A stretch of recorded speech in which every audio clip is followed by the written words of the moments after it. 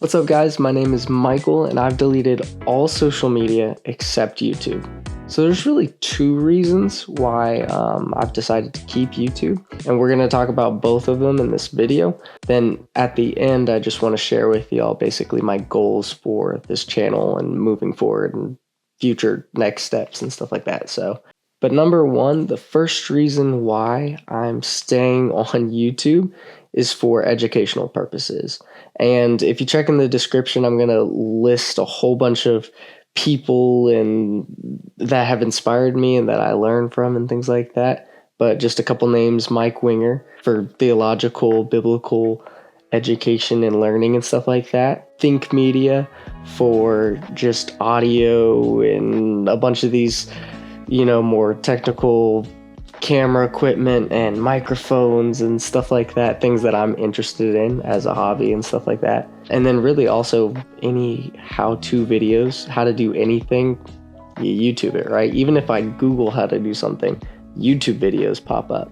So, there's so much you can learn from YouTube, it's ridiculous. The second reason, and probably the biggest reason, is for ministry. Now, there's really two sides to this. There's the ministry that's impacted me, and then also the ministry that I hope to be a part of. But to really share this, we kind of have to rewind and go through my testimony a little bit. So, I was born into a home full of Christians. I decided to follow Jesus at a young age and got saved, and I've grown up in the church ever since. As I've gotten older, I've become more and more convicted of the things that surround me, specifically music. I think this is because music has always been so important to me. One of the verses that has stood out to me is Romans 12, and verse 1, it talks about offering your bodies as living sacrifices, right? In everything that I do, it's a sacrifice to God, right? And in verse 2 of chapter 12, it talks about not conforming to the patterns of this world, but being transformed by the renewing of your mind. And all of this, I like some of the translations, it says, this is your true worship. And I guess that one of the ways that I was conforming to the patterns of this world was in what I was listening to, but also playing and singing. Historically, I've always liked soft, sappy pop love songs and stuff. So I'm talking Ed Sheeran, Perfect, James Arthur, Just Say You Won't Let Go, songs like that. But I guess one day this verse just really made sense. And all of a sudden, I wanted everything that I listened to and sang to be something that honored God. So fast forward a little bit, and I'm singing and playing worship songs almost every day, just singing my heart out to God. And I always thought just that every time, I was worshiping God, that I had to keep it kind of hidden and private because that's a personal thing.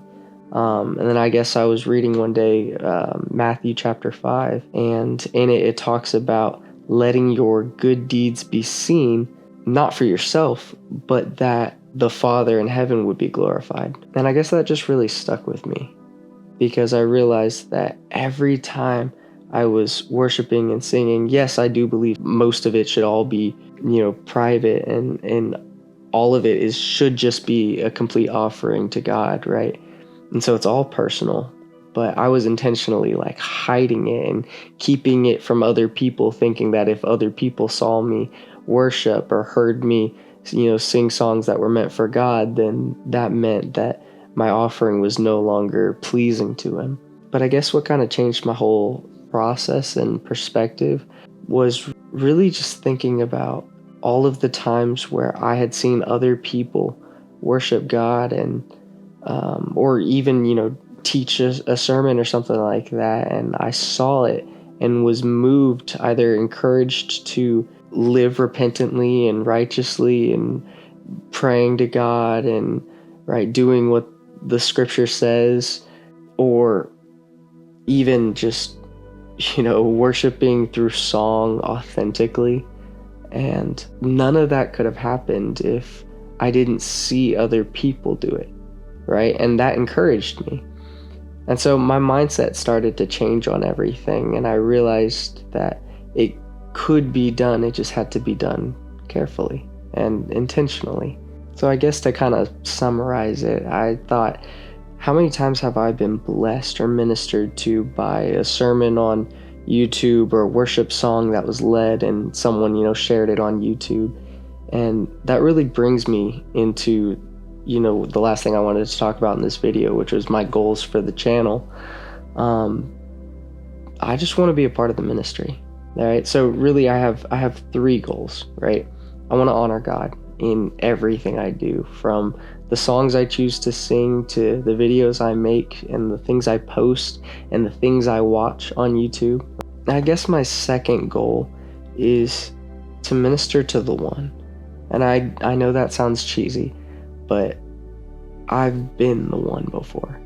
I was the one that was being ministered to, and when I saw certain sermons, or I saw, I listened to certain worship songs, and I saw not just performance or any of those things that people can get caught up in, but I saw authentic, genuine offerings to God, and I was like, I want to do that. I want to bring an offering to God the same way, right? Because remember, music is incredibly important to me, right? It's not just something, it's part of me, and it's something I want to give to God, right? So that kind of brings me then to my third goal, and that is to develop skills for the passion that God has given me. And that's with things like music, singing, playing instruments, leading worship. And I don't just mean musical worship, but also calling people to living repentant lives and pursuing righteousness. And if you don't know Jesus, that's the first step, right? To believe in your heart and confess with your mouth that Christ is Lord. And I know all this can kind of come off kind of sounding cheesy, especially to all of my friends, from church who are watching this, because most of my subscribers are y'all. So hi. Also my mom. So my mom subbed. I'm pretty sure she was like my top first 3 subs. So hi, Mom. But yeah, that's my goal, is to get better and to be a good steward of the talents and passions that God has given me.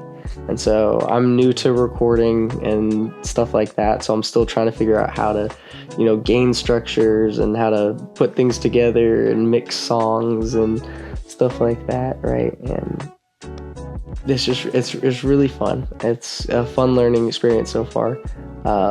Filming in front of recording in front of a camera has been an incredible challenge. I've stuttered so many times and had to just keep going, right? I have my notes kind of helping keep me on track here off to the side. But all that being said, I'm so excited for what God's got planned for this channel. And I'm not talking just, subs and growth and all this stuff.